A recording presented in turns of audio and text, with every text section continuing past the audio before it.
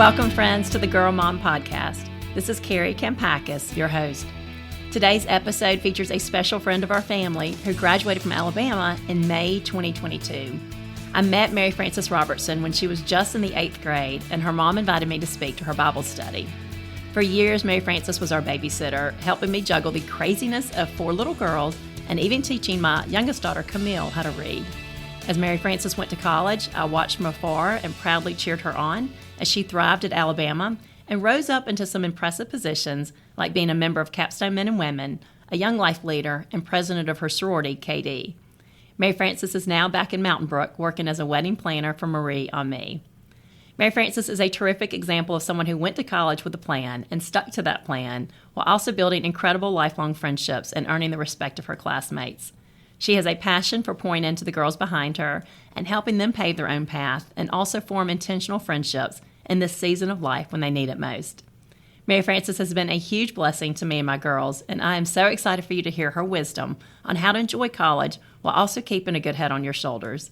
Thanks for tuning in and enjoy the show.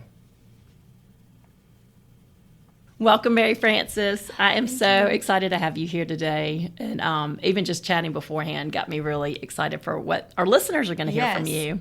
I'm so excited. I feel like I'm reliving my childhood being here. I know. I will never forget. I guess I met you at that Bible study. That was the first time we actually met. But then the first time I really got to talk to you was about a week later when you came to babysit. And you were in 8th grade, which is so crazy because Camille is in 7th grade now. I mean, almost that same age. And Ella was in like 6th. Yeah, so I was not much older than her. I know. But you were in light years of maturity, I'm telling you. But I just remember you walking through the door, and I was like, you just had this glow about you, and you were smiling. And I thought, that is the happiest teenager I've ever seen. But you do. You've always had this joy about you. And, I mean, my kids, I think back, I'm like, God just brought you at the right time. We'd have to do these Valentine's boxes and Halloween costumes, and I'm not crafty at all. And I'd come home, and you had done it all with them and made the cutest boxes and T-shirts. And so I'm not surprised that you ended up going into wedding planning because you're going to be so fantastic at that. You're so sweet. Yes, I love all those memories. I always get like those photo memories on my camera roll, and it's like Camille when she's 4, and I'm always like, oh my gosh, wow, now she's in the junior high. I know. It's I'm old. Crazy. It's so crazy. And then it's so funny. I guess we were connected while you were in college, but then we reconnected again when Sophie started looking at Alabama. Oh, yes. And that was so funny because, she was set on going to Auburn. She's always just done what Ella does. And I was like, well, I'm just going to make you do the Alabama tour. And she's like, but I'm going to Auburn like Ella. And then you helped set that up. And that day changed it all. Like she was like, I love it here. It was just a great day. Very passionate about people going to Alabama. Well, so, it worked. Your strategy. I love it. I was very excited when she told me that's where she was going. I know. And it's funny. And I just want to share this with the listeners that, Sophie, I'm trying to prepare her for college, and I'm, obviously your life is never going to look exactly like somebody else's life, but one thing that's always helped me is that I always look at people who are a few steps ahead of me doing things well. It's always helped me say like, okay, I like what kind of parent she is, or when I was your age, I like, how they're doing college or how they're navigating the workplace. And so it just helps to have that vision of somebody who's doing it well. And so I've been telling Sophie for months now, I'm like, just look at Mary Frances and look at how she navigated college, because you are such a great example of somebody who you had fun, you made tons of friends, you built the network, all of that, but you also went to class, you got involved, you really found your purpose in helping other people and really mentoring these girls behind you and just doing, I don't know how you did as much as you did. It's amazing, but you just did it so well. And, college is a time when a lot of people get off track. And so I think that's why I just want everybody else to benefit from the same wisdom that we've got to benefit from too. That's sweet. And so when we were coming up with this, we were trying to think like, what are 6 things that we think can help girls and also guys just navigate the college transition well. And I think if any of the young listeners need to remember is that, this is the first time in your life where you don't have your support system. Everything that's been there, your high school friends, your family, your church community, all those things that gave you stability, you don't have those with you anymore. You're starting over. And, it can be a very fun time, but also a lot of insecurity and confusion. And so a lot of kids go off the rails quickly, early on. And so I'm just a big advocate, and especially in the world that our kids are facing now, that I'm like, you cannot go in blindly. And, we just I'm big on preparing my kids. I can't predict every scenario, but I think we can have a good idea of like just telling them the nitty gritty realities of like what they're going to see. I'm like, you're going to see A to Z no matter where you go. Even a sweet little Christian campus, you're going to have A to Z people. There's going to be trouble everywhere, and you just got to have your wits about you. So, the first thing we talked about is like how to navigate that transition well is to have a plan in mind and to define your goals. So tell me how you did that. I think that we talked earlier and you said something about Janie with Big Time Ministries here in Mount Brook was a really big influence in helping you really have that mindset going in. Yeah, I feel like she always told us that there's things that you want to do, and then there's things you don't want to do. But if you going with the maybe concept, then you're probably going to either do it or not do it. But you need to have 100% confirmation of what you want to do or what you don't want to do. And I feel like going into college, like you're saying, there's so many situations you're put in that, honestly, I didn't really know about either. I'm the youngest, and my brother was in a fraternity, but, like, I didn't even have, like, I love my mom. She wasn't in a sorority. Like, I kind of, like, I didn't really know. Like, I didn't have an older sister, so I kind of went in a little blindly, too, to it all. And I feel like just knowing from high school and then building upon that, and also knowing, like, the types of friends I wanted to be with and the types of people I wanted to be with was very encouraging towards, like, which kind of led me to, like, okay, things I want to do and things I don't want to do. And then also from there, like, there's so many opportunities. Like, I remember Preston Dare always told me, this is the time you meet the most amount of people in your whole entire life. And I was always so true. Like, wow, okay, well, this is exciting, but also overwhelming, but also, like, a really cool opportunity that all of a sudden, like, all these doors are opened and all these opportunities are opened and all these choices. And, there's two options with choices, and it's either probably good or bad or yes or no or whatever it is. And so you have to make that decision early on and know going in, this is what I'm going to do and this is what I'm not going to do, and then stick to it and have that plan. And if you mess up like I did so many times, then you just have to get back on the road and keep trucking on and, maybe make a different decision that, leads you to people that you want to be more like, or maybe don't go to that. And so I feel like that was really influential on my life. And then just continuing to know that you're going to mess up and give yourself grace, and that you've never been to college before because you're 18 and your whole life you've been in high school, and just knowing that it's okay to mess up and just get back on and, talk to people about it. Like, if you mess up and you want to do better, well, like, reach out to an older girl that really has influenced you and be like, I really am struggling with this, or whatever it is. Or maybe you don't get into something. Well, like, reach out to an older girl and be like, I'm really struggling. How can you help me? Or did this happen to you? Or whatever it is. And just having that mindset is really encouraging going in, and just keep giving yourself grace because you're only 18. Yeah, and the teenage brain does not fully develop until like 24 or 25. And the last part to develop... I'm 23. Yeah, exactly. And that last part is like reasoning and long-term consequences. Yeah. And so that's what they tell you in parenting, that we got to be that 20% of the brain. And so you're going to college and your brain's not fully functioning. Yeah. So you do have to give yourself grace. And I think a mistake that a lot of people make is they do make a bad choice. Say they might go out and do something they said they wouldn't do, whether they got too drunk or maybe they hooked up with a guy or whatever it is. And then instead of, don't make one mistake and follow it up with a second mistake. Don't think, well, I've made my bed, I got to lie in it now. Yeah. You can always change, turn the page and do better. Don't think that you're stuck on that road or that's who you are now. Just know that, okay, I made that mistake, but I'm not doing that ever again. And knowing that, giving yourself that grace for that. I talked to a woman, she's at a Christian university, and she said that's what she sees a lot in her office are the sophomores. Yeah. And they come to her with a lot of regret because they made a lot of mistakes their freshman year.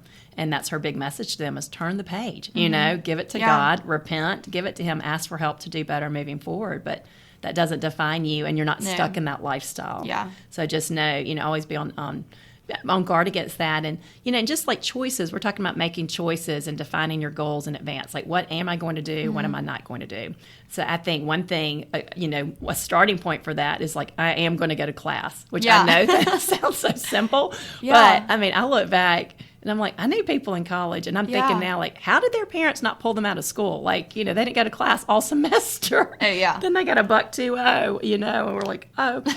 As students, I look back, I think we would just laugh about it. We thought it was funny. And now as a parent, I'm like, I would be so upset, But, like, just little things like, I'm going to go to class. And so you need to know, I was telling Ella and Sophie that, I wasn't in the honors program like some of my friends, which they had it made because they could do their schedule first. And so they didn't have 8 o'clock in the morning classes on Friday. Yeah. And I always ended up with an 8 a.m. class until probably senior year.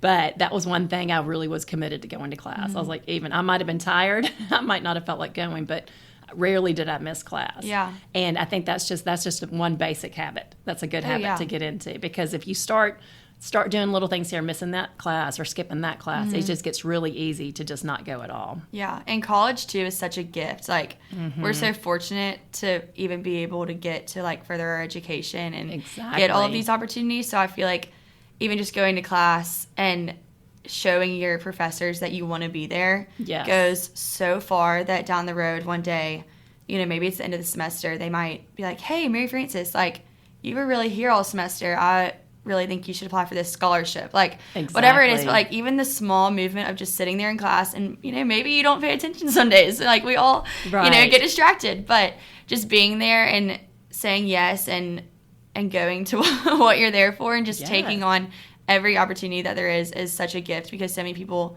don't get the opportunity like we do to be able to go to school. So just even simplest as going to class is key. Yes, that's so true. And, and even in high school, I've told my girls, like, if you are a good student and it comes down to the end of the semester and you have an 89.3, and you've been going faithfully to class, a lot of teachers they might round up. It might make the difference of you getting an A or something like you said, getting a scholarship, especially in this day and age, because so many people don't have drive and ambition and they're not committed students like that. So the ones who do actually just show up, even if you're not 100% there every day, but you show up faithfully, then you're going to stand out, and it's going to lead to opportunities and open doors that you wouldn't even expect it. Yeah.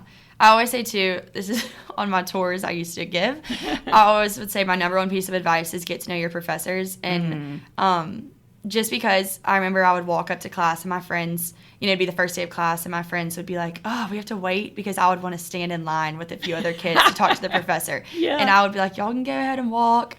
And I would always get to know them. And freshman year, I had one professor, and he ended up, like, I went and said, hey, turns out we had met, like, when I was a senior in high school, so we started talking about that.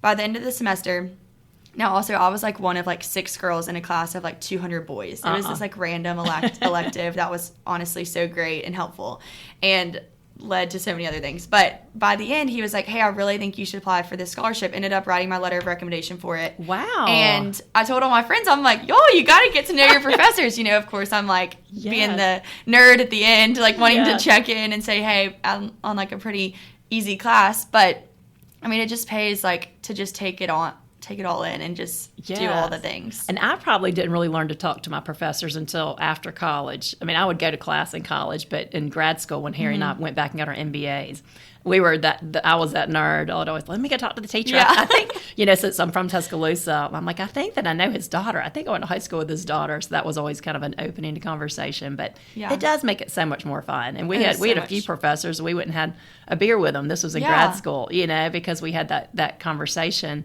And it does make it more fun and more, you want to go to class because you're hanging out with somebody that you like. Oh, yeah. And they're humans, too. So, like, they want to know, like, hey, I've had a really hard week. Okay, well, they're going to give you so much grace when you open up with them about it versus emailing them 3 weeks later about your week, you know? Like, going to them and being like, hey, it's been a really hard week. This is why this was late. Well, they are going to be so forgiving when you, like, talk to them in person and have been committed all semester long. So, going in with that mindset of just taking every opportunity as a win and saying hey to everyone, even if it's your professor talking about your hard time. They want to hear it and they really want to be there for you. So that's so good. And that they help fill in that role of family too. And that's what I also tell my girls is that, when you go to college, you don't have your family. I mean, you obviously have your connection. You can call anytime, but you're relying on other people to fill in that gap. And that's why those friendships are so crucial. I mean, like my friend Rebecca and I, my roommate from college, we're like, we helped each other grow up. Like we became each other's family. And so you're looking for people to fill in those gaps. Yeah. And God is so good and gracious if you open your eyes that he will bring them into your life, just when you need them in those times. And, another thing about just making good choices, we talked about friends, and that is just like the crucial, because the friends you choose dictate where you're going to end up. I mean, that is the bottom line. You can have totally good intentions, but if your friends, like to get into a lot of trouble, if they do drugs or whatever, then you're going to end up at a house that has drugs. Like it's just going to go that way. And I remember my freshman year, I went to a party with some friends, and it was one of their friends from high school. They were having this party. And we were there. I was just in the front, and somebody said, "Oh, y'all!" One of the girls came up and said, "They're doing cocaine back there in the back bedroom. We need to leave." And I had no idea that was going on. One, and then two, I look back and I think I'm so glad that my friends didn't want to stay. If the cops had come, we would have gotten arrested, and we weren't even doing anything. And so I think that's just the kind of thing to think about beforehand too. Is like, what are you going to do? Or if you're at a party and that's happening, or if everybody's doing it, are you going to go participate? Yeah. Or are you going to leave? Yeah, exactly. And knowing up front so that you're not having to make that decision in that awkward moment. Yeah, and knowing what you want to surround yourself with and what you don't is so key. Right. So that when it comes to it, you're like, okay, time to go. We're going to cook out, load up, you have such an easy out. And also knowing that your friends, like, talking about that when you're a freshman. I remember in Tutwiler, we would all sit around and, like, sometimes we would have these, like, deep conversations about just life and all types of things. And looking back, I'm so grateful for those, because I feel like that's kind of what built the foundation of, like, how we got so close and what we wanted to all, like, what we were all in for and all out for. And, obviously people had different decisions too, and everyone had, some different opinions. But at the end of the day, I mean, it was cool because we were able to kind of see, like, okay, we're so like-minded, or, like, maybe we're not, but we're still going to be best friends, or whatever it was. Right. But just knowing that, you were able to find people who were like you, and school was cool too. Yeah, you do. You find those like-minded and like-hearted friends. Yes. And sometimes, I think I said this in a previous podcast, you might end up in a situation that you didn't intend to, or you think you have something. I mean, this is college, because I'm like, meet so many people, and it's so good to meet a lot of people, but be slow to trust, because you don't really know who you're on the same page with until you go out some together, or you have some experiences together. And I remember one of my pledge sisters, and we weren't like close friends, but we were friends kind of at first. And I didn't know. I think her parents had a lot of trouble, and so she was just a little bit rebellious at the time.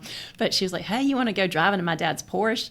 And I was like, "Yeah, sure. I've never driven in a Porsche. Like, that sounds fun." And so we're driving down McFarland Boulevard, and all of a sudden she goes, "I want to see how fast this can go." Oh, no way. Yeah, and and it's a clear road, and so she just like guns it. I'm like, oh my word! Like, I've never met anybody like this before, and I didn't say anything. I was just kind of in shock, and it was just like going 80, 90, go faster and faster, and then the car starts shaking, and she looks, and it's out of gas, and it just runs out of gas. So she used to pull over to the curb, and we have to get somebody to go get us gas and all of this.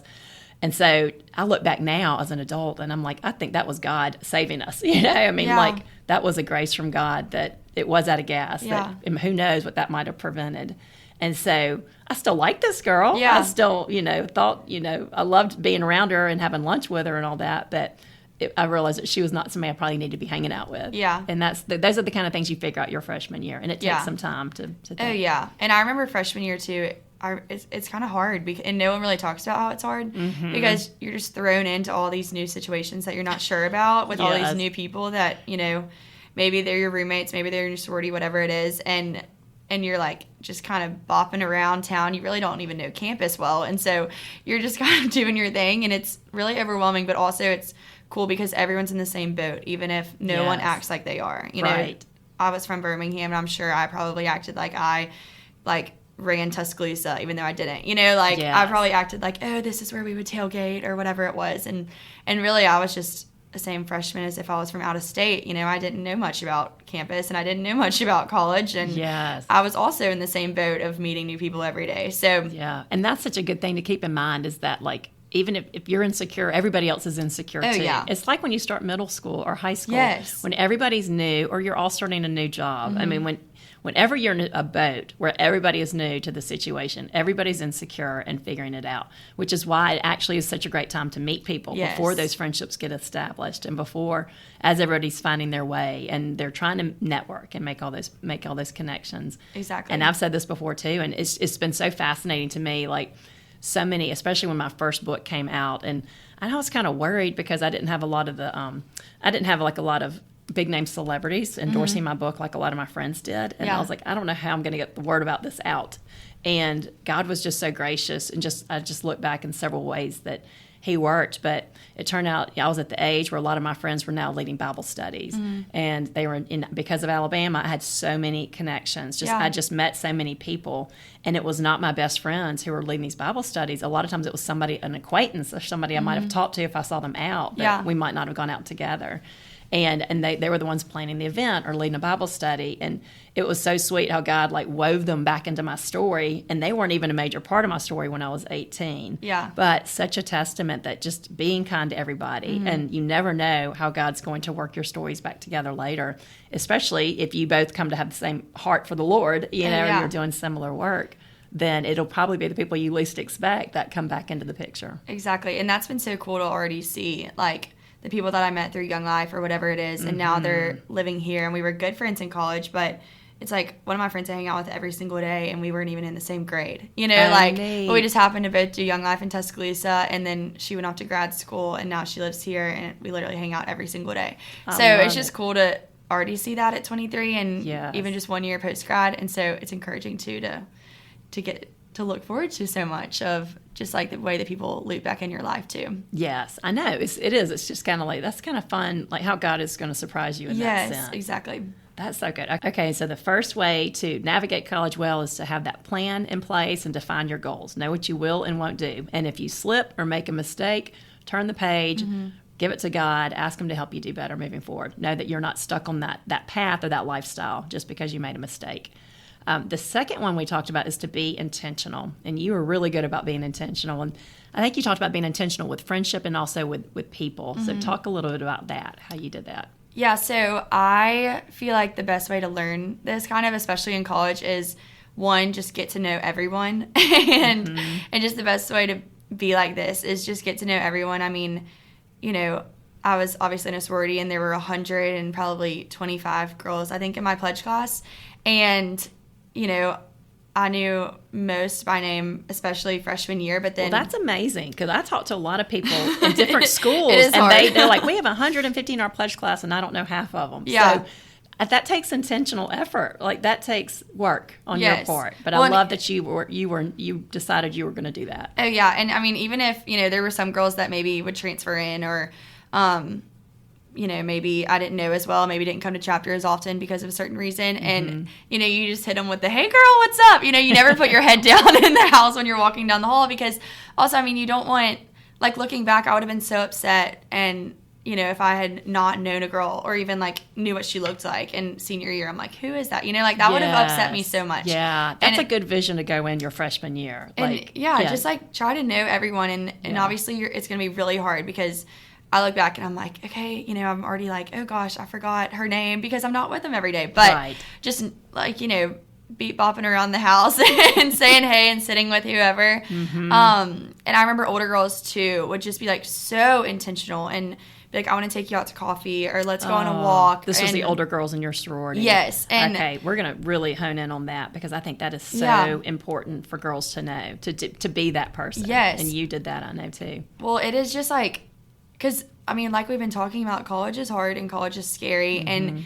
even just having a girl who's, 20, you think she's so cool and so much older than you. But it's just cool when they reach out to you and they're like, hey, I really would love to take you to get coffee. And then, all of a sudden you just, like, start spilling your life story with this girl from Texas that you barely know. But it's so cool because she's sharing with you, okay, hey, I struggled with that too, or oh yeah, you will find your people, like, just trust me, like, it's only 1 month in, and you just pledged the 125 girls and you are having a hard time learning everyone's name, but it'll all come around. And so just having those people that pour into you and just always wanting to meet new people is so key, because there's always someone else to meet, whether it's in class or in your sorority or standing in line at Jimmy John's, whatever it is. Yes. There's always people around you that, in your sphere of influence that it's just such a good opportunity to meet people and just really form those relationships. And Elle has said the same thing at Auburn, that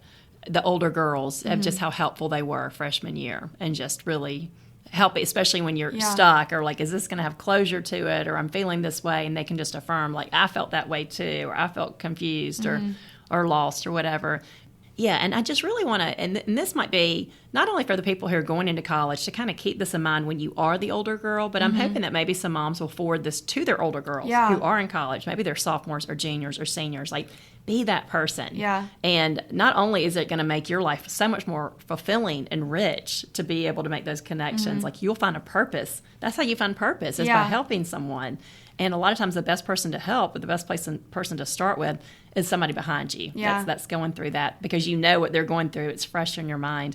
And even with my my book studies, like a lot of times they'll have high school girls will lead the middle school girls. Like moms will lead the book study, but a lot of times they've had a big sister or somebody lead it for the girls, and the moms are kind of there monitoring. Yeah. And I remember asking the girls one time, like, they loved it. And I was like, what is it that you love about an older girl? Which obviously they'd rather hear from an older girl versus a mom any day. And one of them told me, she's like, it's just so nice to know that a lot of the struggles we face, there's closure to it. Yeah. And I thought that is so key to know this is not forever.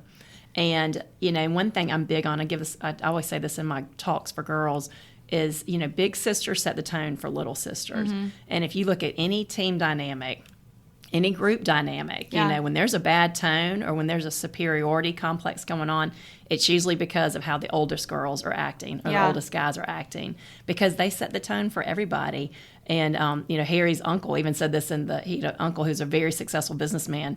And when he was looking at doing business with a company, whether to do it, he would always look at the climate in the company. Yeah. And his big philosophy was like, the fish stinks from the head down. So he's like, if there's something shady going on in the company, there's probably something shady at the top because it's trickling down. Exactly. And I just think that, I spoke to a group of cheerleaders earlier this year at one of the local schools, and that was one of my big messages. I was like, big sisters, you pull the little sisters up. Like, you have so much power, so use that for good. Like, be that encouraging big sister. Be that voice of love and speaking truth and light. So I know that you said one time that some of your favorite friends in college were the girls that were 3 years younger than you. Yes. So tell me a little bit about that. Like, you were very intentional, especially as a senior, I think, really, loving on the freshman girls. Yeah. So when I was a junior, I was a new member educator, and that was like my favorite role ever, probably, because I had it was during COVID. It was like right as, it was all just crazy, and, classes were online and things were so weird, but we could still meet. But we couldn't really meet, like in big groups. And so I started these things called stop and chats. And so, because I wanted to get to know everyone, but not everyone could come to chapter or come to the house at the same time. And so that was really hard for me, because that was what I was most excited about, was just being with everyone. And so the stop and chats, they would come and, sit at Starbucks with me for 10 minutes. And it became like my favorite. Like, my friends always thought it was so funny, because I would get up on the microphone or on Zoom, I guess, not on the microphone, and I would be like, hey, y'all, stop and chat schedule's out, That's hilarious. So it's kind of like speed dating almost. Speed dating, yes, with me. Lucky them. Yeah, no, it was so... That's fun. So you would just stay at Starbucks for like 2 hours, and then they would come in like 10-minute spots. 10-minute increments. That's awesome. And that's something that makes it easy to put on a busy calendar. So easy. Yeah. And also so fun, because if I had not done that, I would have probably not gotten to know them as well. And from those conversations, like, it's so cool, because now, I mean, some of the girls who were in, they were like my new members or whatever it was, now are some of my like best friends that I go see in Tuscaloosa all the time. And and it really just started from that, and from older girls wanting to get to know me. It was like that encouragement of the older girls wanting to talk to me for 10 minutes was like, okay, well, now we're in COVID, so this is so crazy. So, like, how are they going to get to know older girls? And, sometimes I would bring my roommates with me, or my friends with me, or another person on council. That's a good idea. And just so that they could just be exposed to older girls and just get to know them. And it was always so cool, because then I got to actually know their name, know, 10 minutes of their story, whatever it was. That's so sometimes, good. and it was just sweet, because a lot of times I would also, if girls were struggling with their major, I'd start selling my major. I think there were like 20 girls who changed their major to hospitality management that year. You're like the best advocate. Because I was like, oh my gosh, my professors are the best. And, you know, they were just like, okay. Such sweet freshmen. But it's so cool because, I mean, like, you know, when you get to college, and like I've heard so many times of even post-grad, and I'm seeing it now of like, age really does not matter. You know, like some of my friends I was just in one of my friends' wedding and she's 28. Yes. And so, I mean, it really doesn't matter. She's 5 years older than me. And we didn't even ever go to college or high school at the same time. But it's so cool because, I mean, even when you're the junior or the senior and you can hang out with freshmen, like, they are so encouraged and also just like fun to hang out with and just a whole new personality. And it kind of takes you back to your freshman year or your sophomore year. And then it's just sweet to see the ways that they grow. And now, I mean, one of my friends, she just found out she like got in the AMP program for master's, and we were in the same major and we took classes together, and we talk on the phone for like 2 hours once a week. And really just because I got to know her when she was a freshman and I was a junior, and we're still best friends now. I would like go to her house all the time in Tuscaloosa, and her family took me in. It was just so encouraging and kind. And so you just never know who you're going to meet. Yeah. And I just know that by you doing that, because it just reminds me a lot of what I do with my work. I mean, like one reason it's hard to travel. I travel when I can, but one reason I love that is it helps me keep a pulse on things. And when I'm hearing the same stuff in every community, like that determines what I write about. I'm like, this is what moms are feeling or going through or girls are struggling with. Like, and so it just makes me think that when you were doing those chats with all those girls, little did you know, you're getting a pulse for what they need and what they're going through. So when you became president, that had to be so helpful, just because you're seeing one thing on the outside when you're looking at people, but you know what's going on inside their heart. And that's what's so important. And that's the disconnect a lot of people don't get in this day and age. And that's how you really form deep connections and friendships, is knowing how to speak to those struggles in their hearts and what they're really thinking. And you don't need an hour with each person. Like you said, you can learn a lot in 10 minutes. Exactly. Yeah. I feel like, too, the number one thing you need when you're a freshman is encouragement. Like, encouragement to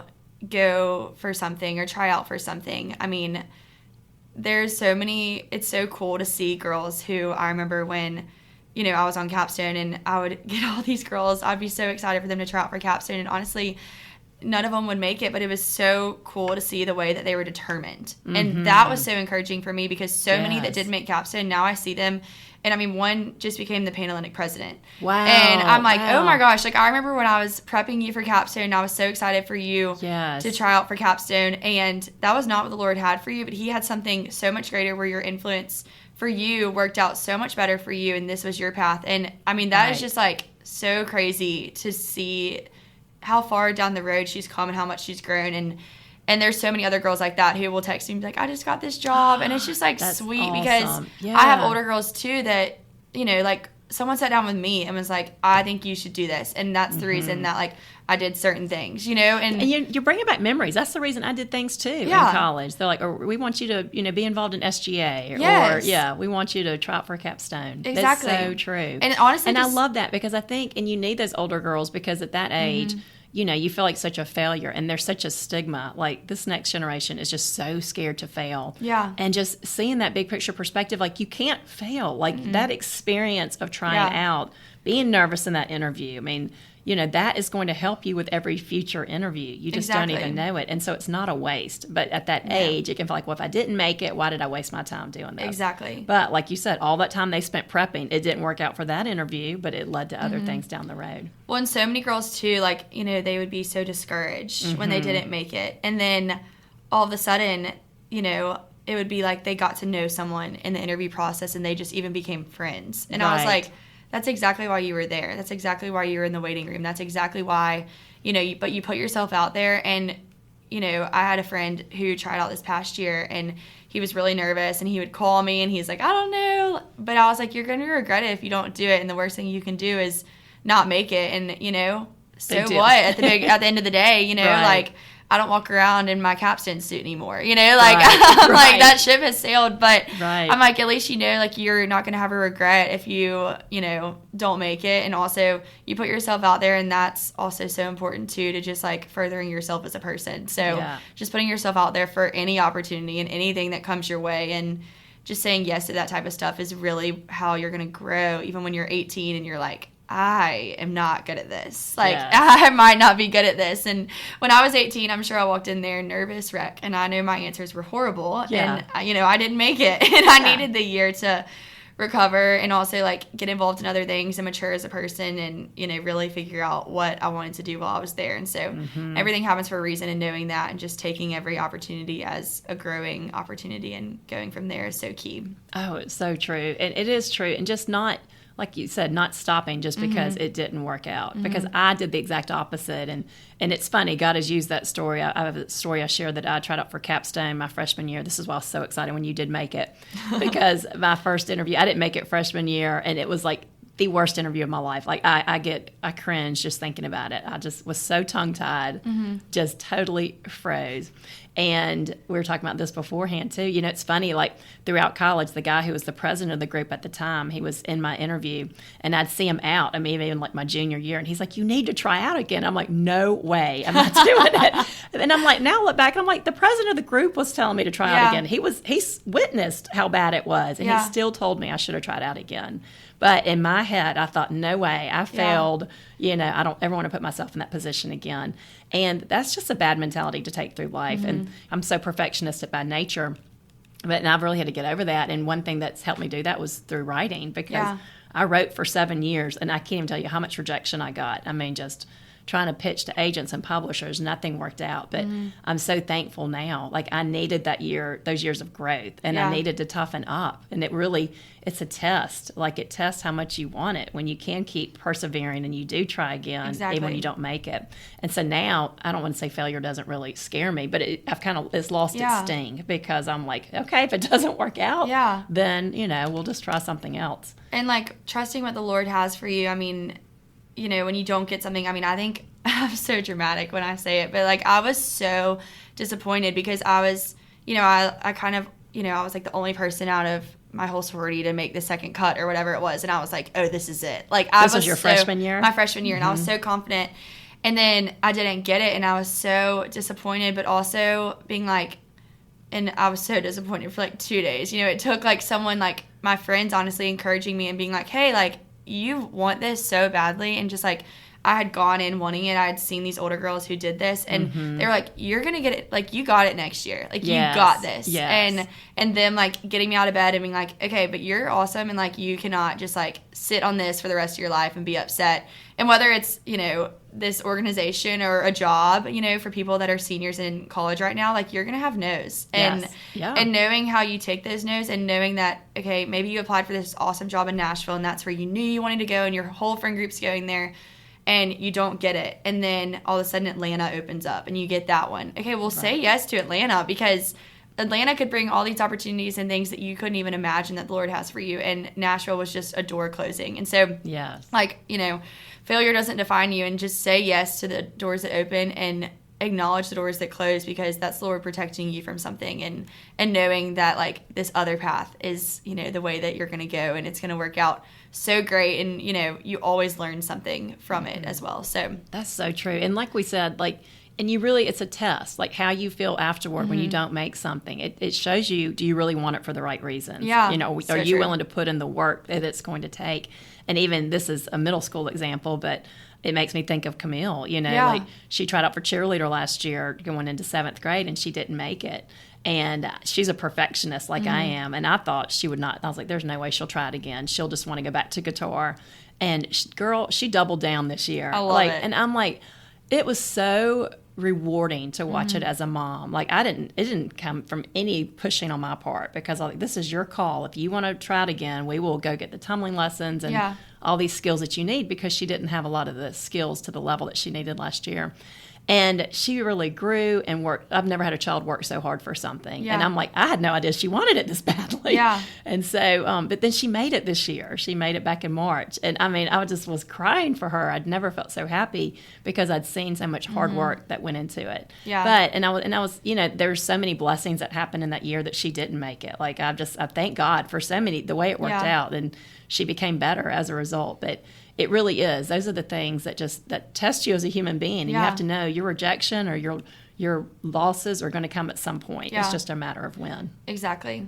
No, it's so true. And I remember when I didn't make it, the next week one of my friends was going to Young Life. And I always thought it took like 3 years to be a Young Life leader. I really didn't know much about it. And obviously I ended up becoming one. And that was the year that you didn't make it. The year I didn't make it. Oh, wow. And okay. I probably would have never joined Young Life or even checked more into it had I made the group, because I would have been studying for the test and doing all these different things and, you know, only focusing on that when really the Lord closed that door and then opened up this door of Young Life. And, you know, I got to know so many mentors in the Tuscaloosa community, which was so key as well, just like the parent influence and just like having older girls in the ministry pouring into me and moms in the community. And then also then getting to go and have these like just connections with these girls in high school who I still talk to today just ended up being the biggest blessing on my whole entire life. Like looking back, I mean, I would spend 3 days a week at someone's house for Young Life and with my team, and I still get upset when it's Young Life placement. Like it is like my favorite. Yes. I mean,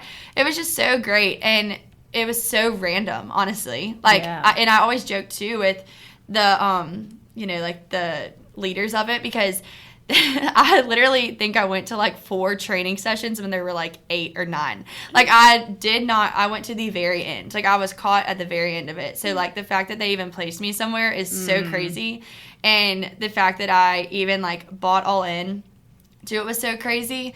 And through like COVID and all of it, like it was like the most constant thing of just like older, just like constantly being poured into and then using that and just going out in Tuscaloosa. I mean, it was just like so influential on my life, and it's so cool and so many connections, and I mean, some of my favorite people to be around ever. I would give up anything. And I think about like when I look at your resume, I'm like, how did she do the Young Life and President and Capstone? And that explains how. That you know that was what created that space in your calendars. You got your learning curve your freshman year because you didn't make Capstone.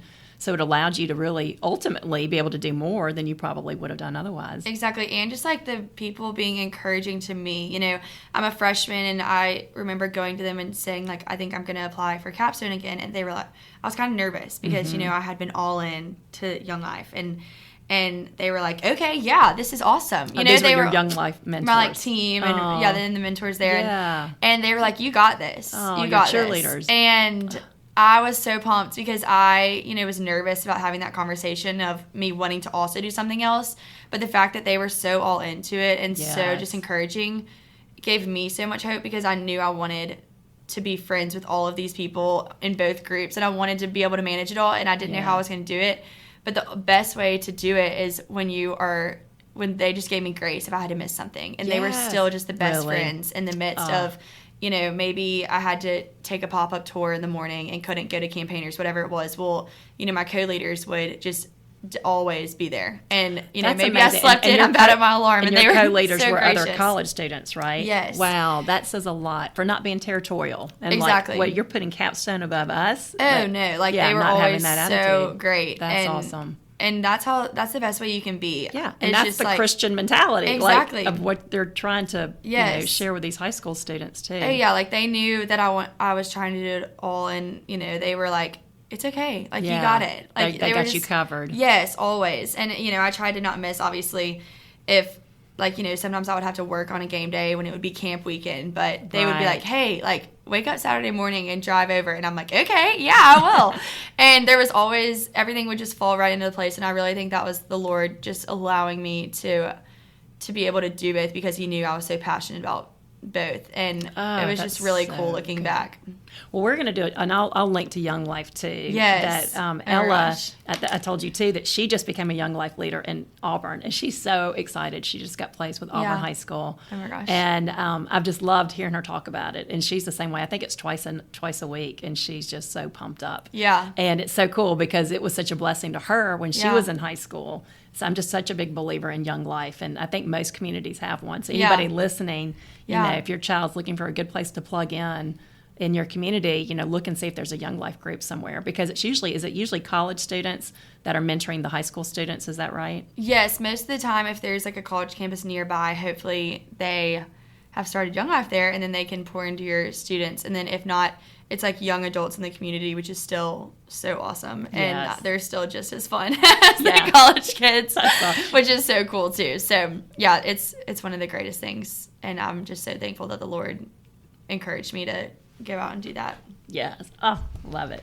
Okay, well, let's go on to our third point. What's our third point to navigate college well, and it's things to think about as you're going in, and that is to choose good company. And we mentioned that earlier, that your friends kind of dictate what you do, where you go. But have you read that book, Atomic Habits? No. Have you read it yet? I need to read it. I'm a really bad It's reader. so good. Well, I was so mad. I mark my books up. I star and, do the dog ears. And I do it so I can go back and reread my notes. And so Harry, when we went to Greece this past summer, he took my book on a boat, and I was like, "You take care of this copy. I love this book." And of course, he accidentally left it on the boat. So I'm like, "No." Yeah. You're like, "I got to need to get a new it. copy, and I need to go mark it up so I can keep referring back to it." But one of the big things on there is that that basically one of his big points is that the people you hang around, they're gonna rub off on you. Mm-hmm. Like if you want to do well in school, you need to hang around people who also want to do well in school. If you want to exercise, hang around people who also exercise. Yeah. Like it just rubs off. And it's so true that, there's that saying, show me your friends and I'll show you your future. Mm-hmm. And it really is important to find good friends, but, you're going to attract people who are like you. So, if you want friends of character, you've got to build up your character. So let's talk about that. But I also want to talk about when choosing good company, and this is something I really emphasize with my girls, is how important it is to have a buddy system in college. And even a friend of mine is friends with the mayor of a college town, and he has a daughter in college, and she's like, "What advice do you give her?" And he's like, the number one piece of advice he gives her is don't go anywhere alone. Yeah. Always have somebody with you. And, it's sad but true that we're just living in an age where a lot of people don't have a moral compass, or they haven't been raised with character. Yeah. And you can't assume that just because you were raised with values and character and you would not mistreat somebody or take advantage of somebody, you cannot assume that other people would not, because sadly, that's not the case. Yeah. 100%. And it's always more fun when you have a buddy. So yes, yes, exactly. That's just a good way to, travel around. And also, it almost leaves you with an out too. Like if you don't want to be somewhere, like you're going to be way more confident leaving with someone versus just leaving by yourself. Yes. And so and also having friends that stick with that, because there are some people, like my friend Rebecca, she was always my girl in college. Like if we went out together, back then, we didn't have cell phones. So I cannot imagine. We had one night, it was a New Year's Eve at the Floribama, and I'm not kidding, we looked for each other for like 3 hours. We could not, which now we laugh, because if we'd had cell phones, we would have found me at the door. Exactly, But we were like, it was packed. We could not find each other, but we would not leave without each other, And but there are some friends, they might go out with you and they forget that they came with you, and they forget to check on you. And so you just need to know. You got to know who you can count on. Yeah. And know who your wingman is. You got to have a wingman, and just stick together and have a system so that you're not, put yourself in a bad situation. Yeah. Which sadly, like I said, we just have to think about these things. Yeah, exactly. I think that's so important. I also think having like that wingman in life of someone you can talk to in college is so key too. Yes. And starting that freshman year, because, that's going to be your person that, like you have hard things happen in your life, and you can walk in their dorm room and you've known them for 2 months, and all of a sudden you're telling them this really hard thing going on at home or whatever it is. Yes. And then that's going to become your person that, like, when you're in a situation that you're uncomfortable with, they know the reason, and they're like, oh yeah, wait, we're going to go to Taco Bell or whatever, Taco Casa, right. Whatever it is. We're like, we'll see y'all later, just like, because they know your story, and having that person that you can talk to and vent to is so important. And just having someone that you can trust is so important too, of just like, you can talk to them about everything and whatever it is, and you know that they've always got your back. So when you start on that foundation, then you go out and you're ready to leave, they're going to always be like, okay, let's go. Yes. Because they know your intentions and they know your heart, and they also know, like, this is not where you want to be right now. So having those hard conversations up front is so key, like we talked about earlier, of just, like, laying the foundation with, all your friends and loving everyone, too, of just, like, being the person at the party who, or wherever it is, that just is so kind to everyone and doesn't make things awkward. And it's just sweet to everyone, because you never know when someone's going to walk up to you and be like, hey, I've really been wondering about this. And you get to have, like, a really cool conversation with them, a week later. Or they randomly will text you and be like, hey, what's a good devotional? Because they trust you. Yeah, it's just like you never know when people are watching you and where you are. And that's people are always paying attention to where you are, what you're doing when you are at places that maybe you shouldn't be. And so it's always good to have that friend that you're like, okay, let's go. But like, we love y'all and let us know if you need a ride. That's right. And so just having that person is so key. It's so true. And I've been trying to find a place of where to share this story. I haven't had a chance to do an Instagram post, but I think it's a good place. This is a good place to mention it. But when I went to Sea Island back in the fall, there was a guy who does ministry there, Lucas Ramonez. He's awesome. Yeah. And he handed me a book that he had just written with somebody, and I read it on the plane ride home, and it was so good. And I cannot think of the names of these birds, but I can tell you the analogy. But the book is about finding unity in the Christian church, and like how, we need to come together, and so how we have so much divisiveness. But he's like, the way that God created us to live, he used an analogy in nature called a murmuration. Have you heard of it? No. Okay, well, go look up a video. It's called Murmurations. And basically, I think it's more common in Europe, but it is where, like, you might have tens or hundreds of thousands of birds flocking together and flying together. And it's a murmuration.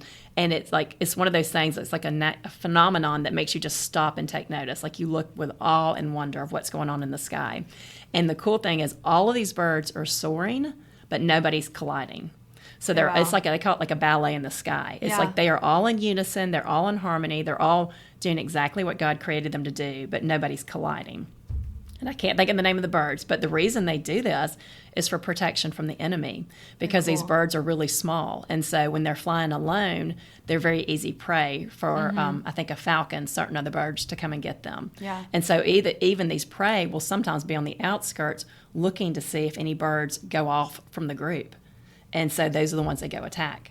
And so I think that is such a good analogy to take into college, and it's life. And it's like the devil wants us to leave the group. He wants us to leave the church, to leave the Christian-minded friends, to go off on our own, or to be isolated for whatever reason. But, whether we're mentally isolated or physically isolated, or anytime we're by ourselves, we are easier prey to be attacked. Yeah. And so I just think that is such a powerful example of, like, we're meant to be in that flock with like-minded people, and you're all people who help you soar and be the person you're supposed to be, but you're not colliding. Yeah, that's so true. And it kind of reminds me of, like, when you're in college and something hard happens, or maybe you get left out of something and you go by yourself, and all of a sudden you've created this whole scheme in your head that everyone hates you. Yes. And you're not loved. And you have zero friends. Yes. And they left you out on purpose and all of these things. Yes. When really, if you maybe went and talked to someone, they were like, oh my gosh, we left you out. It's like, oh my gosh, wait, we randomly made that plan in class. We are adding you right now. Like we're on our way, hop in the car. Yes. It's like they did not. A lot of times, like, there's not intentionality of leaving people out, but it's like you go by yourself. Yes. And you don't confront the problem. Yes. And then you scheme in your head that everyone hates you, your very best friend hates you, all these things. Well, really, you just have to walk down the hall and be like, hey, what are y'all doing tonight? And they're like, oh, we're going to dinner. Want to come? Right. And nothing was schemed against you. It was just a group chat from class that all of a sudden you feel left out in, but you're not even in their major. Yes. It's like. Yes, exactly. But so when you go by yourself, it's like you're so hit and so in your head. And that's where I think our society is now. And people are like, I just don't need people, or I don't like women, or I don't like girls, because they have these schemes in their head. But I'm like, what happens when we believe those things, it not only affects, they might not invite you again, it affects how you treat them. So all of a sudden, if you're thinking these things, you're going to be cold. Yeah. You're not going to be warm and loving, so they're not going to invite you, because they're like, what's wrong with her?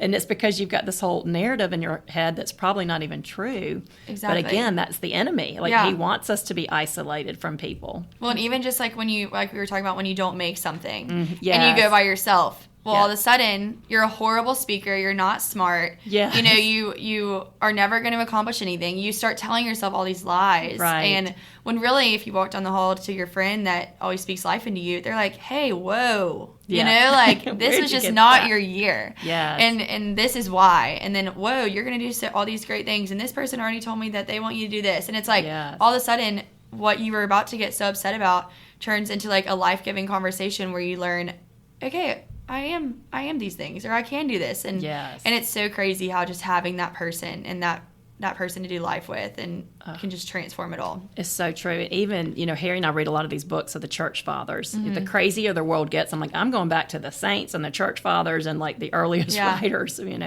But, that's one thing they really stress was like, don't do life alone. Don't struggle alone. Like if you have a small struggle, admit it to somebody, bring it to light, because that keeps a small struggle from becoming a big struggle. But yet we live in a world where people don't share it. They're ashamed or they're isolating themselves, and then it gets to be so big and it's even harder to share. But if we are willing to share it with the right people, we're going to find that grace and that healing and realize we're not alone. And that's where my encouragement with getting to know mentors in wherever you live, wherever you go to school, even when you're post-grad, always just in life, is get to know someone like you were talking about, one age group above you. Right now I'm like moms. Like I just love when moms like you and so many others have just pour into me, because it's like you have those hard conversations and you have someone like how I always talk about Preston and Dare, like, okay, I had someone to go to, and also like to see, okay, she struggled with this exact same thing too. And now, like just being able to talk to someone more mature than you and who's done life so much more than you, and they can just pour into it and be like, honestly, like a fire extinguisher of just like, no, like you're crazy. Like that is not true at all. Yeah. And like, you can do this. And just having someone like that is so key no matter where you are. So I agree. And I don't think that we hear enough about those intergenerational friendships, but they're so important. And it's so cool to me that like, you bless me, and I hope I bless you. Oh my gosh, But then you're also blessing my daughters, to me. And I think that's how we find purpose, and you see God's hand at work. Like I just see God's hand at work in so many different ways that how our story started, we could never have predicted the different ways our stories would continue to be woven together. And it's just so cool. And it just is proof of his goodness. If you just trust him and you're looking for people who have that like heart. Yeah. But yeah, I did a Bible study in my neighborhood, and it was moms of all different ages, and it was one of my favorite things I've ever done.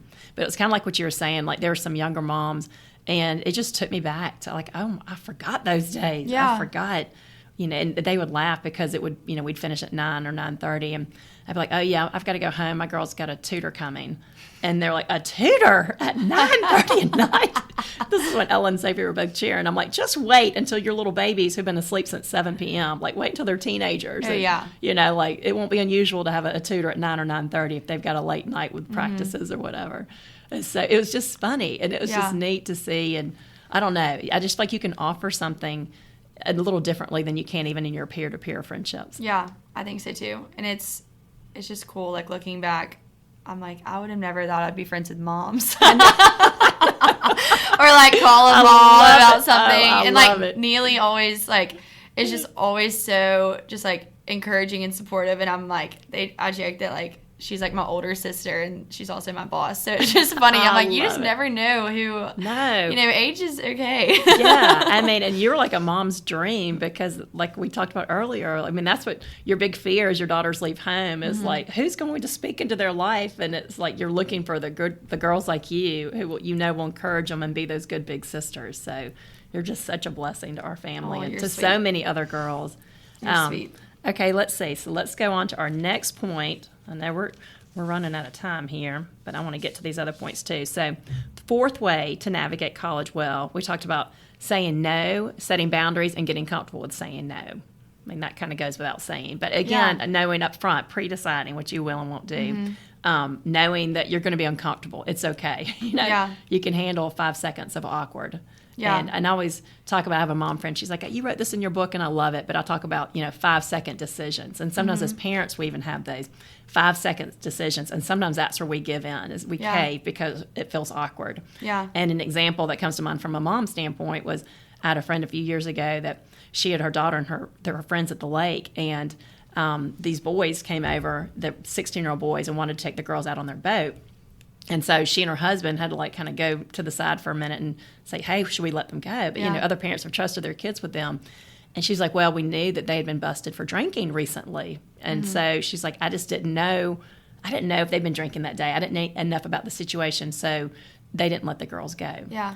But that's hard, you know, and it doesn't quit being hard just because you're a mom. Like, you're going to have that in every season of life. And so just being prepared for those awkward moments and those awkward 5-second decisions, like not caving for the wrong reasons. Yeah. It, like, whatever you do, you're going to feel awkward, you know, and so, or you're going to get teased. I always say, you're going to get teased. If you don't do things, you'll be called a goody-goody or a baby or whatever. But then if you do things, you'll be called names I can't say on the podcast. Yeah. You know? I won't go down that road. So it's like you might as well make choices that make you feel good about yourself and that help you reach your life goals. Yeah. But that can be very hard in the moment. Oh, it's very hard. And I mean, also knowing that it's okay if you're the only one who's not making it, and you know you can go enjoy Netflix in your dorm and it's all going to be okay. Yes. And you know your friends are going to come back and there might be a reason that you're not there, and all of a sudden you can drive them. You know, like right. It's like then you're given an opportunity to be like that good friend of, okay, I'll come pick y'all up. You know, like there's a reason that you're not there, and so just being confident in that and knowing, having the self-confidence to walk away and then know that that was the right decision and not have FOMO. Yes, I feel like it's hard because it's easy to get caught up in like I should have gone to that.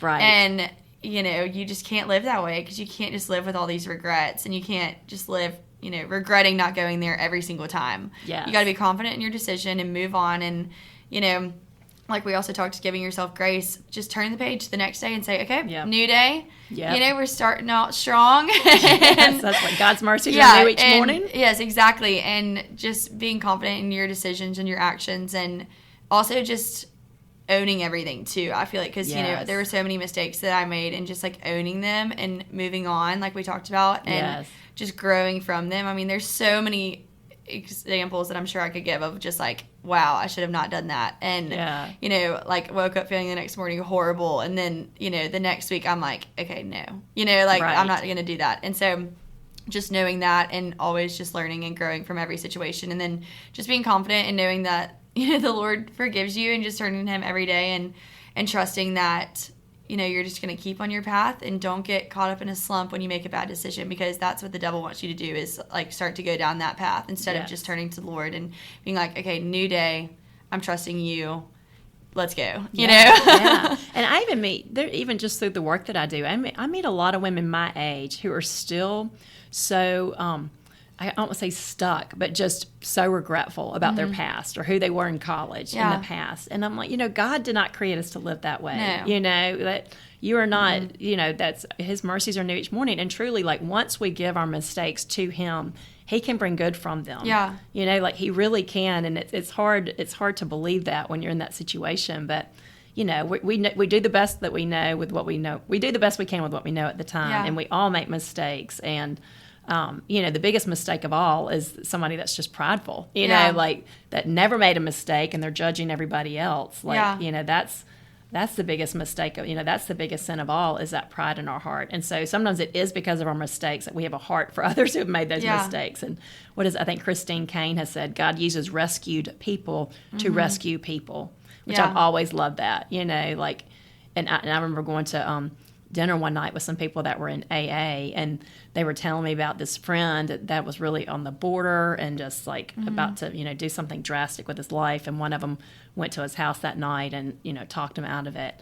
And I'm just thinking, what did I do with my day yesterday? Yeah. You know, it's like, it's so easy for me to sit here and judge them because they're in AA and they've had alcoholism problems and all of that as an outsider. But yet I have no idea the good work that God's still doing through them inside that network that I can't do. Yeah. You know, they can relate to their friends in a way that I can't. Exactly. And so, anyway, I just think that's such a good example. Yeah. Yeah, so, you know, and I think just, you know, like I said, you know, doing the best you can, but also knowing that, you know, we're called to live within the limits of wise freedom. Yeah. But, you know, I tell my kids, and a friend told me this, when you turn 16, that concept of God's free will really kicks in. And I think with my kids, like, I can't be their Holy Spirit. Yeah. And I can't make them want a good life. Like, they got to want a good life for themselves more than I want it for them. And it's got to be their choice. But a lot of it is just in life. We've got to be able to say no and set boundaries. And like I said, know what we will and won't do. Yeah. But I had a friend in college, and he was awesome. He wanted to go to med school, but he didn't have that dream when he was a freshman in college. And he had a little bit too much fun that freshman year and missed a lot of school. And anyway, from then on, he got on it after first semester. And he was like, I've got to make up for lost time because my GPA was so bad. He wanted to get into med school. And when I say he studied all the time, he studied all the time. I mean, like up until like 11 o'clock, about to go to a band party, like just always studying. And he didn't get to med school. He ended up in a great career. But, I sit there and think that, that one semester of not being able to say no really cost him the future that he wanted. Yeah. And you don't think about that when you're 18 years old. No, you really don't. And I feel like it's hard freshman year because, like we've talked about, there's all these new opportunities. And sometimes you put school on the back burner. Yes. When... You're there for school. Yeah, when you're there for school. And that's your goal. That's what you're there for. And so even just having those people who, maybe you're missing class a few times, like, honestly, sometimes you have to be the friend who's like, hey, like, you got to go to class. Like, sometimes you have to have those hard conversations of being the friend, too, who also checks in on your friends. And it's like, hey, why aren't you going to class? Like, you good? You don't have to walk in and have this, like, whole somber, like, what's it called? Like intercession or like a... Oh, yeah, intervention. Yeah, you don't have to walk into their dorm and have this whole, like, serious intervention when they've missed one class. But you could be like, hey, is everything good? Because you also don't know what's going on at home, and that might be the reason that they're, going out every night of the week. Or you don't know that their boyfriend who lives out of town they're having a hard time. And, so, like, walking in and being like, okay, what's up, but making it also, like, lighthearted and, you don't have to have this, like, serious conversation after they miss one class, but also just checking in on your being friends. That friend who cares. Yeah, being the friend who cares and is there for them all the time is so key. That's so true. And as parents, that's what you're hoping for, is that if something is not going right, that there's somebody that's going to take notice, like, hey, something's not right here, that you're not acting like yourself, or this isn't like you, or you've been missing a lot of class or doing this a lot lately. I would say, too, when we were talking about older girls, being the older girl who, there were so many older girls in my major who would be like, hey, you should look into this internship, or hey, you should do this. Got it. Take this class. And being the older girl who will sit down with someone and go through their schedule when they're clearly struggling with school or whatever it is. I mean, I had people do that for me, and it was so influential. Carly Dawkins made my schedule, like, for the first 2 semesters. Really? That's amazing. And just, like, having those older girls who would just, like, they knew the professors that, maybe would be best with your personality. Or, maybe we're a little more lenient because you like to go out of town on Fridays, right. Whatever it is, like, they've already been there for a year longer than you. And so having those friends, and then also having those older girls who, you saw them set boundaries and they were encouraging to things that you wanted to do too. So kind of in that realm of, and you see it pay off in their life. You're like, well, she's thriving, and that's because it's helping her thrive. Exactly. Yeah, Ella had Grace Carr. Give her a little shout out. So she sweet. helped Ella with her schedule, and I just remember thinking, I'm so glad she did that, because I would have no idea what to do. That's just one of the many things that an older girl is going to know better than even a mom. And you're hoping and praying that somebody will step up and do that. I know I had someone, they were like, can you help me with my schedule? And they've changed the whole schedule, website since I graduated. So I'm like, I unfortunately cannot, because I'm now an old woman and do not even know how to work the website. You're now an old woman who hangs out with moms. I was like, these are my favorite professors, but I can't figure out the website. So that's funny. Yeah. Oh, okay. Funny. So number 5 that we had on our list is to keep your eyes wide open. And basically, like in the Greek culture, my mother-in-law, she can say it in Greek, I can't, but she is always like, have eyes in the back of your head. But I think that's just, again, a lot of kids going to college grew up in relatively safe communities, and some people might have even left their door unlocked at night, but you can't. You have to be. You just have to have a skeptical. Not be. I don't want to say be skeptical, but you don't be too trusting, too quick to trust people. I mean, you've got to have, like I always tell my kids, eyes in the back of your head. Just be aware of your surroundings. Be alert. Also know, we talked about checking on your friends, that, keeping an eye on your classmates and your friends, and knowing that a lot of mental illnesses start in college. And I actually just listened to one of the podcasts, too. It was with Alice Chernock on As You Are and Virginia Adair. Yes. It was great. I'll highly recommend that one. But I thought it was fascinating that Alice was talking about how college is the peak time for anxiety. And she's like, it's because your brain is all of a sudden developed more. Yeah. It's all of a sudden you're processing life differently. It's harder to be carefree because you're seeing consequences and thinking long term and, stressing about your future. You're having these bigger thoughts than you've ever had before. Yeah. And so, again, this is all happening when people are away from home. And so, as parents, you're just praying that, if there is an issue with your child or they're struggling, that there's somebody around them that's going to notice that.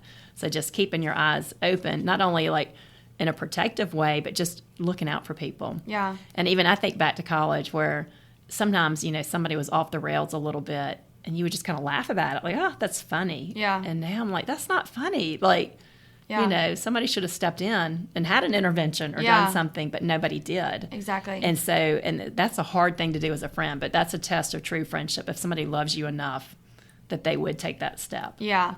And I think, too, just being the person who will have those tough conversations. I was joking about if you miss one class, but, if you start to see this, like, repetition of this pattern of, these incidents happening or, this transformation of a person all of a sudden in a semester of, like, wanting to go in this way and completely being this way, and that was cool for me, especially being from in-state. I knew a lot of people. A lot of us went to high school together. And so, I mean, you kind of knew, like, whoa, like, they changed a lot. But also being the person that was there and was like, hey, like, are you good? Just, like, checking in on people that you've known for so long. And then also your new friends, Yes. Just checking in on them and being someone that they can talk to. And also not being judgmental in a way of, like, oh, well, you're obviously struggling with that. Just being an open ear because everyone has different struggles. Everyone has different valleys that they're in, and a lot of times people don't talk about it like we've been saying. And so just being the person that is sitting there and is like, I want to hear what's up. I'm not going to judge you at all, and honestly I just want to pray for you. Like, I just want to hear like what is going on. And then it also becomes that person, how we've been talking about buddy system, that all of a sudden you have this like you're talking about the eyes in the back of your head, but like in a good way. Like, hey, wait, our other friends want us to go here, let's go there now. It's time to leave this. And so just when you know people's whole story and and you care about them and you want to be there for them, just when you have that mentality, it's like all of a sudden you are just like more, I guess, like open to things. And then also knowing that like you're not going to know every answer. Like you are 18 giving advice too. Right. So like talking to other people about it and being like, hey, how would you respond to this? Or even like calling your mom or a mentor, whoever it is, and be like, hey, I just talked to a friend about this, and honestly, I've never struggled with that, but like, what would you say as your advice? Because like, I really want to be a good friend to them. Yeah. And just being a good friend and being there for them, if they call you at 2:00 in the morning and need a ride home from something that, they probably shouldn't be at, but you want to be that good friend, go get them, because all of a sudden in the car, they're going to tell you this whole saga about what happened, and you're going to be the friend that was there for them and able to, encourage them and be like, we've got this, and I'm going to help you, and, we're going to get help or whatever it is. So just being the person. Yeah, that person they can open up to and trust. And even I think about this story I heard one time. It was a girl had an eating disorder that got really bad in college, and her parents didn't realize how bad it had gotten. And so the friends grouped together, and they're like, we're going to go talk to the parents. So they drove to the hometown, and they're like, you've got to get her help. She'll die if you don't do something. Yeah. And I thought, that takes a lot of courage, and not many college students would do that, you know, but that shows that's a true friend, and that's something that might not be appreciated by that person. They might be mad. Yeah. They might not speak to you for a couple of years. Yeah. You don't know how the person will react. But that's true friendship, and those are the kind of friends that you want, that not only the ones who are going to have fun with you, but the ones that if something's going on or you're not in a healthy place, that they're gonna make sure that something's going on, that momentum is being made forward to get you to a healthy place. Yeah, and it's cool, too, because there's so many college ministries on, honestly, at most campuses. There's so many. I mean, Alabama, it was like, I remember when I was a freshman, it was like Monday to Friday. Like there was literally one every single night.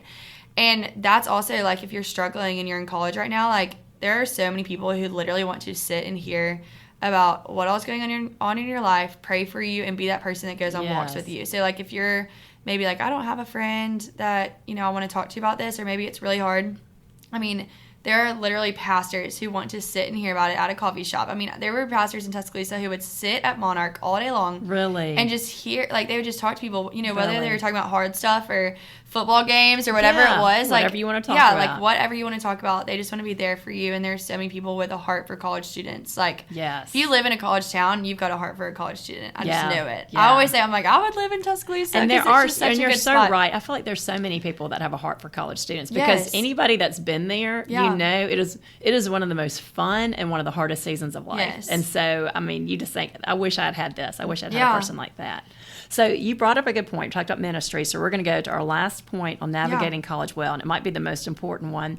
And it's establishing good habits, you know, habits that set you up to thrive. And I mentioned that book, Atomic Habits, earlier. It's so good. I highly recommend it. And it's basically about, like, it is those small habits you do every day that really make the biggest difference, you know.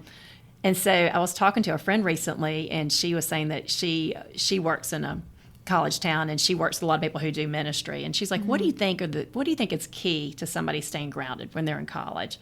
And they basically decided on two things: is one, to keep maintaining your family roots, you know, have that rooted system you feel like at home. And then two, to be part of a campus ministry. And I think that is a good place for us to kind of wrap this up, is just be part of a campus ministry and know that, like you said, in any college town, you're going to be able to find that. You know, if you're looking for it, you will find it. People who have a heart for you, who will pray for you, who genuinely mean it, you know, genuinely cheering for you, can mentor you.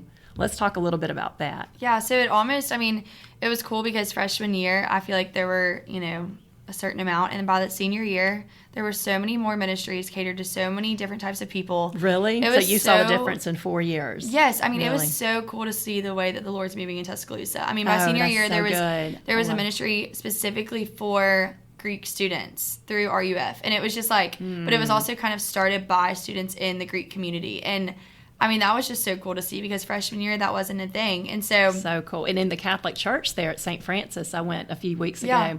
And they were telling me there's a real strong ministry called Focus. And I think there's like 5 or 6 students that have been at Texas A&M where it's really strong there. And they're now in Tuscaloosa. See, I don't even know about that one. I know, so. but she said they have, and they'll do these talks. And so this girl was telling me there's a lot of the moms will be mentors to the girls. And she's like, we did a talk on motherhood. And she goes, it was packed. I was so shocked. There were so many college girls here to hear that message on motherhood. I mean, people want... They're drawn to it. They're drawn to college ministries, whether they have even ever been to church before. It's like, you know, you're by yourself. You're 18 to 22. You're all of a sudden, you know, set apart from your family who maybe you go to church with every Sunday, but now you're making decisions on your own. And I feel like in college, the Lord kind of tugs at your heart, and it definitely tugged at mine to, like, get involved in ministries and also give back and also be poured into, because it is such an important time to be poured into. You know, like if you just walk around college and, you know, your campus and aren't being poured into, it's going to be really hard because you're not going to have anyone to share your struggles with and anyone to encourage you. And so having those college ministries, and then also, I mean, you know, a lot of the ministries, they have like Bible studies in the morning or at night. And it's just such a good way to meet people outside of maybe your closest circle. That's good. Who can just be the person that loves on you, and maybe you go talk to, or maybe you hang out with when you don't want to be somewhere where maybe all your friends are going, or,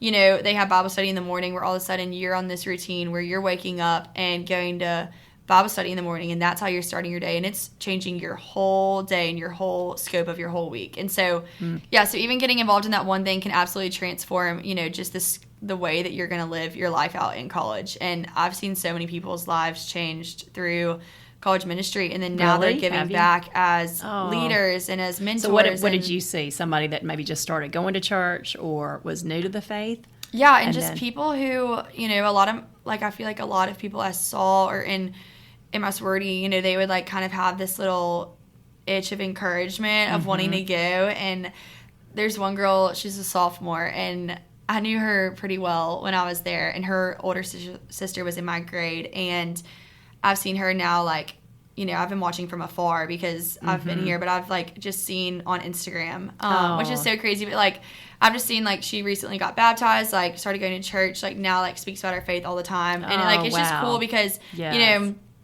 like, you know, her life was completely transformed while she was in college, and what a cool time to be able to speak on the ways that the Lord can still move in your life when, you know, college is supposed to be the craziest time ever and the best 4 years, but like it is, I mean, it's a great 4 years, but like it's a 4 years that like sets you up for the rest of your life too. Right. So it's like making those good decisions and good habits, and, you know, starting to give yourself grace when you're 18 to 22, and knowing that, you know, it also, none of the decisions that you make defines you, but it can shape you. And so just like having that for the rest of your life, I feel like is so transformative. But it's cool to look back and just see, you know, the ways that I grew so much and the ways that, you know, people grow throughout their time in college is really cool. Yeah, it is. And I think back, like, it was a saving grace in my life. And and it's so funny because I grew up in Tuscaloosa, grew up having to go to church every Sunday, whether I wanted to or not. I was so tired.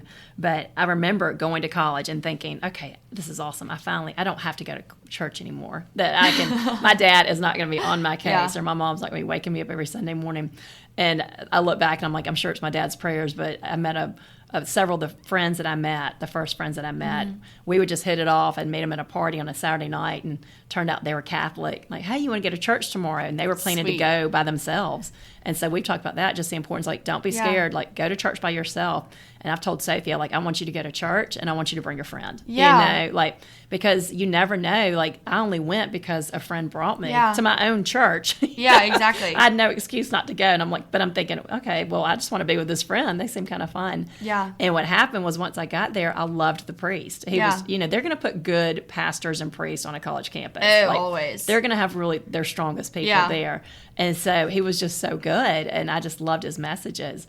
And there were so many times that I felt like, I mean, the word I could best use to describe it was, I felt like church is just what tethered me in college. That, you know, it's so easy to get caught up in the fun and the excitement, and you're being with your friends, and there's a, you know, fun party this weekend or whatever. And then, but it's like, that can be very empty. If that's all you're doing, you know, that's going to get old, and it's not going to be fulfilling for long. You're going to feel empty. And so I just remember I'd go to church so many times, and I'm like, oh, it was just meeting a need deeper in my soul that nothing else could meet. Yeah. And even now when I go to church, I'm like, this is the most at peace I feel all week long. Like, I don't have this peace the rest of the week. Like, there's just something special about being, you know, in a worship and at God's house. And so, you know, I think sometimes I see these college students there, and I'm like, I know the story that a lot of them, you might feel like that they're here. You know, they might be feeling like, I'm living a double life. I stayed up until 3 o'clock in the morning, and here I am at, you know, 8:30 Mass. But you're doing both. And I think it's so good to pay attention to that inner struggle, because that's part of the college experience. It's like, okay, who do I want to be? Like, I feel the world pulling me this way. I feel God's Spirit pulling me this way. What am I going to do with that tension? But, you know, being involved in ministry, being involved in the church is going to help you feed your soul and that part of you that really needs that nourishment. Yeah, and you're never too far to go. You know, like, you're never too far gone. And because I've definitely had the moments of where I went to the date party till 3 o'clock in the morning, and I'm like dragging my feet to go at 11:30. You know, like, I'm like, oh, I'm so tired. Yeah, but you're there. Yeah, but you're there. And you know, maybe you've never gone before, but you feel the Lord, like, tug at your heart and be like, hey, you should go to church with your friend that just texted you. Yeah. Like, your friend that randomly texted you. Go, because he's going to put something, you know, on your heart that day that could transform your life, you know. Right. And so just knowing that, and then just being the person who also just is so encouraging and always inviting someone is so key too. I mean, you know, you should always bring someone. You should really always reach out, because, I mean, people will say yes, and you might not expect them to say yes, but they will say yes. They will. It's really cool when they say yes. And it's because they want to be with you. I mean, like, even one of my friends who did it, it was a guy friend, and he passed away a few years ago.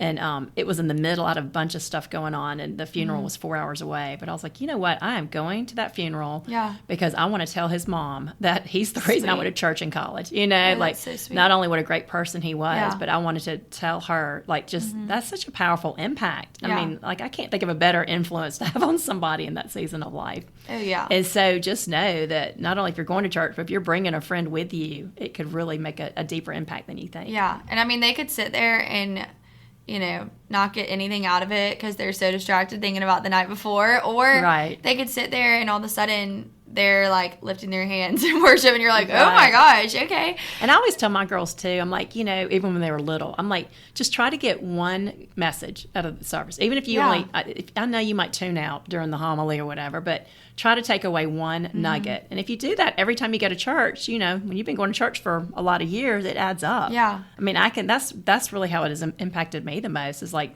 I can remember like, oh, this little nugget here, this little nugget there. And over time, it adds up and really builds your faith.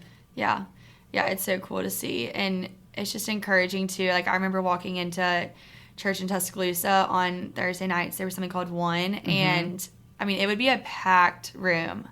And, there's all these stigmas about Alabama and SEC schools and being crazy. And and I always, I would get chills walking in because I was like, the Lord is at work here. Yes. And these, all of these students are here for a reason.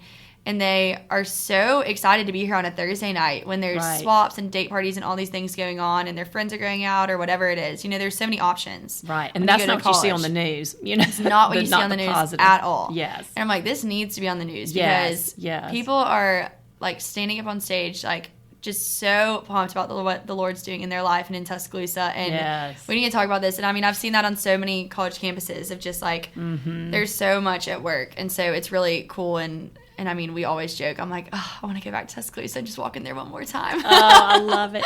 Well, let's cool. wrap up there too. I think you said that we've talked about that how strong the Young Life program is in Tuscaloosa, which again speaks highly of these university students. Yeah. Didn't you say that how many of you are back here in Birmingham? Oh gosh, okay. There's 8 of us, I think, that are leading here. That are still doing it. That's here. Amazing. And out of college. Yes, out of college. So we all lead at different schools. Which is just so cool too. And we all saw each other a few weeks ago at placement in Birmingham, and it was really fun. Well, I'm telling you what, I mean, and it makes me so proud of my alma mater. Harry and I went to Alabama, for anybody listening that doesn't know that. But just seeing there's so many Alabama students like you who just have it going on. I mean, have their act together, so smart, so driven, so dynamic, and just it's so cool to see that being used for the Lord and to be used in a positive way. And I agree. That's the message we need to be shouting from the rooftop, is that is possible in college. That you can choose that path and you're still going to have a very fun time and a very fulfilling life at the same time. Yeah. And if you're a senior and you're like, oh gosh, senior going into freshman year of whatever school, or senior going into the real world, it is never too late to to turn your life around, and also know that you can still impact so many people right now. Yes. For your last semester, your last few weeks, you can still have such an impact. So if you haven't gotten involved yet or done anything, I'm sure you've impacted so many people and still have such an opportunity. That's awesome. Okay, well, any last word of advice for a high school senior about to go to college, wrapping up their senior year right now? Okay, high school senior, I would say know that the Lord will equip you with what positions He puts you in. Whether it's a small little position in your sorority, or whether it's an RA in your dorm, or it's a friendship that maybe you're having a hard time with how you're going to respond. The Lord's going to tell you, and He's going to put on your heart the ways that you should respond, and maybe the lessons that you're going to learn through it. And so just knowing that, and then just being confident in yourself going into it, and having friends that speak life over you is so important. So if you need a friend at Alabama, I'm sure I can set you up with someone too. That's right. So girl, you might be playing matchmaker. You offering that. There might be a lot of mamas dinging you. I love it. Well, I know that you're gonna have some speaking gigs and lots of other things come out of this, because sweet. You're such a blessing, and these girls behind you need it so much. So thank you so much for being such a blessing to my family and to so many other girls too. I loved having you. We'll definitely have to do it again. I know. This was so much fun. Roll Tide. I know. Roll Tide. Roll Tide. Friends, thank you so much for tuning in today. I'm so grateful to have you here. And if you enjoyed the show, please follow the Girl Mom Podcast on iTunes or wherever you listen, and leave a ratings or review so others can find these messages too. Also, my new book for moms, called More Than a Mom: How Prioritizing Your Wellness Helps You and Your Family Thrive, is now available everywhere books are sold. This book is for girl moms and boy moms, and full of encouragement no matter what season of parenting you're in. Find the link to this book and my other books in the show notes. Thanks again for your support, and have a great day.